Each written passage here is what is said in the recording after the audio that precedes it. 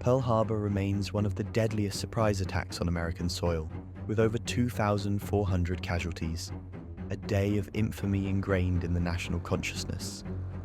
The official narrative tells us the Japanese caught America completely off guard, striking without warning on that quiet Sunday morning. But what if that narrative is false? What if an American ship spotted and sank a Japanese submarine over an hour before the attack, radioed a warning to the entire fleet, and that warning went tragically unheeded? Had the warning been heeded, the entire Pacific Fleet could have been brought to battle stations, anti-aircraft batteries manned, and aircraft scrambled into defensive positions. Instead of catching American sailors asleep in their bunks and planes, lined up wing to wing on the tarmac, the Japanese would have flown into a fully armed and ready defense, potentially turning America's greatest defeat into Japan's costliest failure. To understand why this warning failed so catastrophically, we first need to understand the precise sequence of events. At 3:57 in the morning, the minesweeper USS Condor had spotted something unnatural in the pre-dawn gloom of Honolulu. A periscope where no friendly sub should be. A signal was flashed to the patrol destroyer on duty, the USS Ward, an aging World War I era relic, manned mostly by naval reservists. The Ward's new commanding officer, Lieutenant William W. Outerbridge, was just 2 days into his first command. He ordered a search, but the Phantom vanished. For nearly 3 hours, nothing. The Hawaiian morning was deceptively calm. Then, at 6:37 a.m., the Ward's lookout saw it again. A strange, small submarine was brazenly tailing the cargo ship USS Antares, trying to slip through the anti-submarine nets and into the harbor. This time, Outerbridge didn't hesitate. He ordered his ship to charge. It was time to attack. Closing at 25 knots, the Ward was old, but she was fast. Despite his inexperience, Lieutenant Outerbridge acted with textbook aggression. At a range of less than 100 yards, he ordered his #1 gun to fire.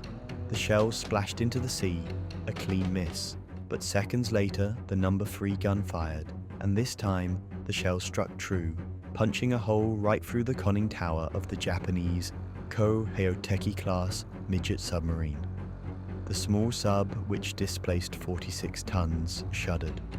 To ensure the kill, the Ward raced over the sub's position and dropped a pattern of depth charges. They detonated, lifting the vessel in the water before it slid beneath the waves for good. The 2-man crew inside were the first combat casualties inflicted by US forces in the Pacific War. At 6:53 a.m., just minutes after the engagement, Outerbridge sent a coded message to the 14th Naval District headquarters. He had followed his orders, engaged a hostile, and won. The warning was on its way. With the submarine confirmed destroyed and the warning sent, the hardest part should have been over. Instead, Outerbridge's urgent combat report was about to enter a bureaucratic maze that would turn minutes into an eternity. The message Outerbridge sent was unambiguous. We have attacked, fired upon, and dropped depth charges upon submarine operating in defensive sea area. This wasn't a report of a possible sighting, it was a report of combat. But what should have triggered a base-wide emergency was filed away as just another report. Remember, the intelligence services had been warning about a possible attack on Pearl Harbor, home to the headquarters of the entire Pacific Fleet, for weeks. A clear alarm should have been sounded after receipt of Outerbridge's memo. Instead, the message began a slow, bureaucratic crawl up the chain of command, with each step adding crippling delays. It had to be decrypted, then forwarded to the duty officer Rear Admiral Claude Bloch, and finally to the ultimate authority on the island, Admiral Husband E. Kimmel, Commander-in-Chief of the US Pacific Fleet. The system simply wasn't built for speed, it was built for process.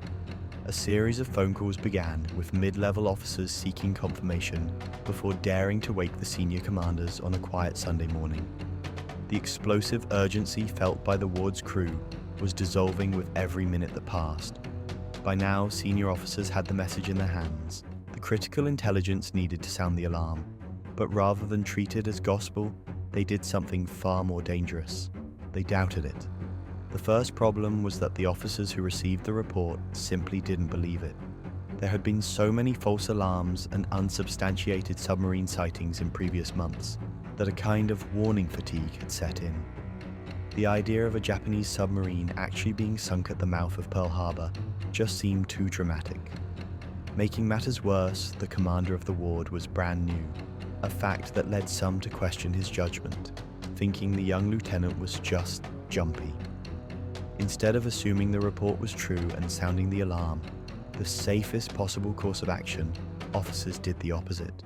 They assumed it was false and demanded verification. This demand for absolute certainty was a fatal flaw. The second problem was with the Admiral himself.